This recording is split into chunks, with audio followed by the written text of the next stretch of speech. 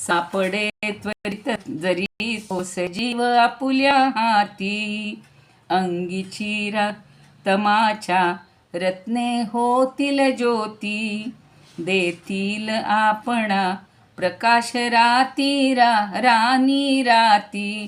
त्याची जी हे असतील ना, रत्न असतील ना, ती आपल्याला रात्रीच्या वेळेला अंधारात उजेड म्हणून उजेड करतील.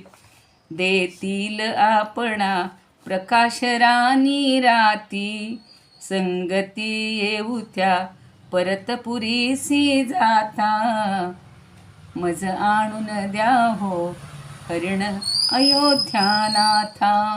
आता उरलेलं गीत असं छान आहे, पण तेवढं घेऊया आपण, आजच्या दिवस होऊन जाईल. गृह्यते सजीवो यदि कथ्यमपि सारंगो, मणिमयं तरंगं भविता ज्योतिः पुंजो, दास्यते प्रकाशं वने प्रदोषो दीपो, गृह्णाम संगतौ प्रतिगमने तं नगरम्, आनीय देहि मे नाथ प्रियं तं त्वरितं. तिला घाई झालेली आहे, लवकर आणा लवकर आणा. द्रक्षती. आता पुढचं तर छान कल्पना आहे बघा. स्त्री सुलभ अशी भावना आहे तिची, आणि ती गदिमांनी फार सुंदर रंगवलेली आहे. आता जेव्हा आपण अयोध्येला जाऊ त्यावेळेला हा जर जिवंतच आला तर आपण त्यालाच घेऊन जाऊया सगळं आपल्याला, किंवा त्याचे निदान आता रत्नबित्न आपल्याला अंधाराची उपयोगी पडतील. आणि पुढं हे सगळं घेऊन गेलो, समजा त्याला तसंच घेऊन गेलो, तर तिथल्या स्त्रीजनांना, माझ्या सासवांना, माझ्या सगळ्या काय म्हणायच्या जावांना ते पाहिल्यानंतर थोडासा हेवा वाटेल आपला. असं ते फार सुंदर त्यांनी वर्णन केले. द्रक्षती स्त्रीजनो नगरे तं सारंगम. तसाच जर नेला सारंग तो तर हरिण. द्रक्षत कैकया भरतौ न सासूयम. सासूयम म्हणजे सासू हा शब्द मराठीतला नाही, संस्कृतमधला स असूयम. ते आपल्याकडं कसे बघतील, असूयेनं बघतील. गोपयिष्ये निधीम तावत कालमहं तं. पण मी हा निधी तोपर्यंत लपून ठेवीन, झाकून ठेवीन. तिष्ठसी त्विदानीं कुतो धनुर्धर एवं. जाताच पाहतील हरिण सासवा जावा. सगळेजण पाहतील त्याला. करीतील कैकयी भरत आपुला हेवा, ठेवीन तो वरी जपून गडे तो ठेवा, थांबला कशास्तव धनुर्धरा हो आता, मज आणूनी द्या हो हरिण अयोध्यानाथा, मज आणूनी द्या हो हरिण अयोध्यानाथा.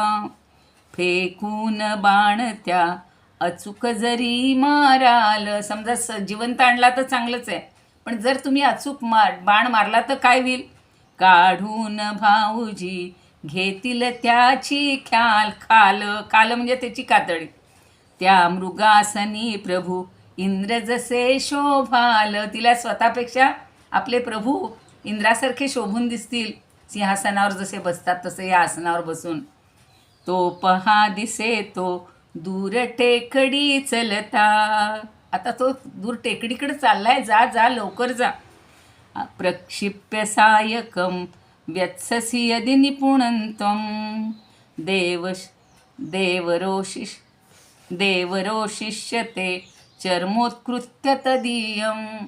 त्यांनी तो शब्द वापरलेला आहे खाल, आणि इथे त्याचं सगळं चर्म म्हणजे कातड, हे माझे देवर मला काढून देतील. तन्मृगाजिनं त्वं भास्यसी हरिवन्नूनम. तुम्ही अगदी हरिप्रमाणे किंवा इंद्राप्रमाणे शोभून दिसाल. पश्यतं सुहृदं गिरितटमारोहंतं, पश्यतं सुदूरं गिरितटमारोहंतं. अहो तो गिरितटावर चाललाय, थांबा थांबा, पटकन जा, आता थांबू नका. आनीय देहि मे नाथ मृगंतं त्वरितं, आनीय देहि मे नाथ मृगंतं त्वरितं, आनीय देहि मे नाथ मृगंतं त्वरितं. मला वाटलं होतं की मारीचाचा जो पुढचा सगळा प्रसंग आहे तो आज आपला होईल, पण इथपर्यंतच आपण पोचलेले आहोत. मला असं वाटतं की मारीचानं जे त्याला हेलकावे दिलेत, सगळं फसवणूक केलेली आहे, ती आपण पुढच्या वेळेलाच पाहूया. म्हणजे पुढचा जो सर्ग आहे त्याच्यामध्ये सगळं मारीच्याचं सुंदर वर्णन आहे, तर आपण ते पुढच्या वेळेलाच पाहूया. म्हणजे आत्ता अर्धवट ऐकण्यापेक्षा खूप सुंदर, खूप सुंदर त्यानं जे फसवलं आहे, सगळ्या त्याच्या हालचाली ज्या मोहक आहेत, रामालासुद्धा कसं भुलवत भुलवत तो गेलेला आहे. आणि हे आपण रामायणात पाहिलेलं आहे, मालिकेतही पाहिलेलं आहे, चित्रपटातूनही पाहिलेलं आहे. पण आत्ता आपल्याला एका टप्प्यावर पण आलेलो आहोत आणि तो आता टेकडीपर्यंत चाललेला आहे. राम त्याच्या पाठोपाठ लगेच निघालेला आहे. जसा दक्षाच्या यज्ञात शूलधारी शंकर जसा धावत धावत गेला होता, तसा हा रघुकुल तिलक त्याच्या पाठोपाठ चाललेला आहे. इथेच आपण थांबूया. आज मला ही संधी मिळालेली आहे, ही सेवा किंवा ही काय म्हणूया आपण, वाङ्मय सेवाच किंवा वाणीची सेवा श्रीरामांना, श्री समर्थांना आणि आपल्या सर्वांच्या हृदयस्थ परमात्म्याला अर्पण करते. खरं म्हणजे खूप रंगून सांगायला पाहिजे, पण तेवढं कौशल्य माझ्याकडं नाही आहे. पण आपण सर्वांनी याचा रसास्वाद आस्वाद घेतलेला आहे आणि आपण आता खरा जो अगदी जो पीक पॉईंट म्हणतात तिथे आपण आलेले आहोत. आता रावण त्याचं हरण करणार, हे करणार, ते आपण पुढच्या भागात बघूयात. मला संधी दिल्याबद्दल आणि सगळ्यांनी ऐकून घेतल्याबद्दल मी सर्वांबद्दल कृतज्ञ आहे. ज्योत्स्नाताई, अशोक काका, मुख्य म्हणजे बाबांची आठवण येते अजूनही, की त्यांनी ह्या सगळ्या गोष्टी करायला जास्त प्रवृत्त केलेलं होतं आणि सगळ्यांनीच आपण ऐकून घेतलं. धन्यवाद.